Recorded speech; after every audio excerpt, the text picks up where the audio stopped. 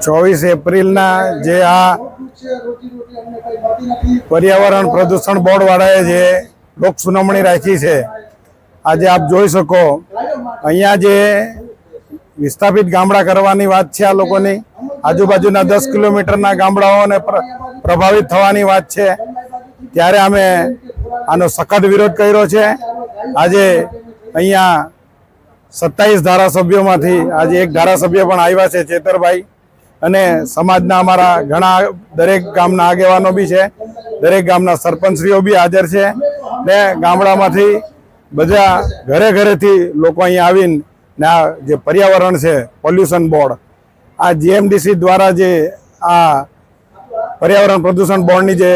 Meeting બોલાવવામાં આવી, પહેલાં તો અમે એને રૂઢિગત ગ્રામસભા વતી વિરોધ નોંધાવ્યો છે કે એ લોકોએ આ પડવાણિયા ગામની જે રૂઢિગત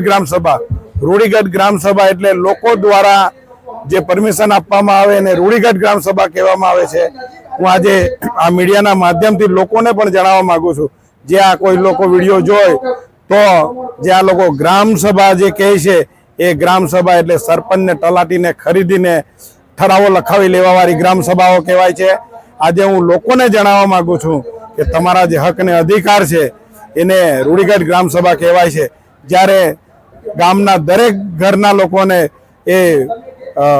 બાળક હોય, માતા હોય કે યુવાન હોય, કોઈ પણ માણસ હોય, એ દરેક માણસોની પરમિશન લેવામાં આવે છે। ત્યારે આજે અમે અહીંયા કલેક્ટરશ્રીને પૂછવામાં આવ્યું કે તમે અહીંયા જે લોક સુનાવણી રાખવામાં આવી છે, તો આ લોક સુનાવણીમાં તમે આ પડવાણિયા ગામમાં જે લોક સુનાવણી રાખી તો અહીંના લોકોને તમે પૂછીને રાખવામાં આવી છે, જ્યારે આ રૂઢિગત ગ્રામસભામાં એટલા બધા પાવર છે, જ્યારે આ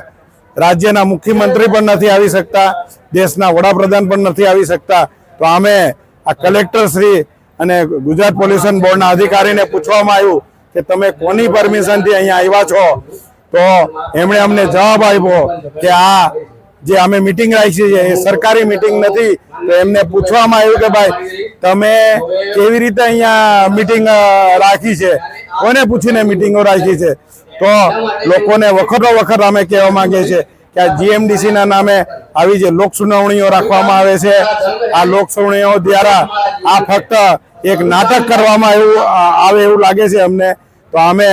જ્યાં ગુજરાત એનજીટી જે બોર્ડ છે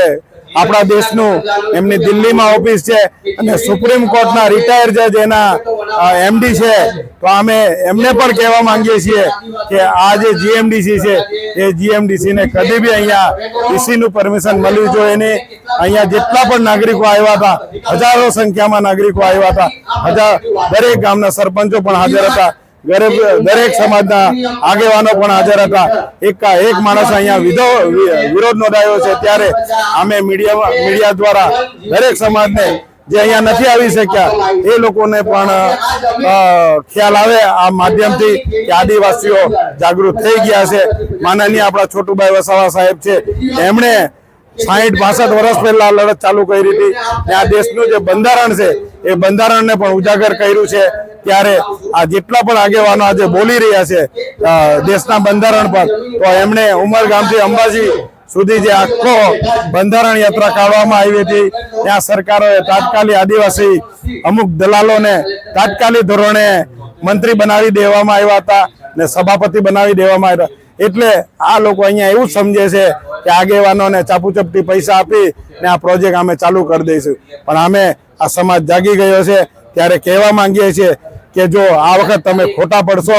દરેક સમાજ પણ જાગી ગયો છે, દરેક બાળક પણ જાગી ગયા છે ને દરેક જે નેતાઓ છે એ પણ જાગી ગયા છે। ભલે અહીંયા કોઈ નેતા ચૂંટાયેલા આવ્યા ન આવ્યા હોય એની સાથે અમને કોઈ વાંધો નથી, પણ આ વિસ્તારમાં જ્યારે આ તકલીફો પડી છે, આ વિસ્તારમાં અગાઉ મોટી જીઆઈડીસીઓ આવેલી છે, મોટી કોલસાની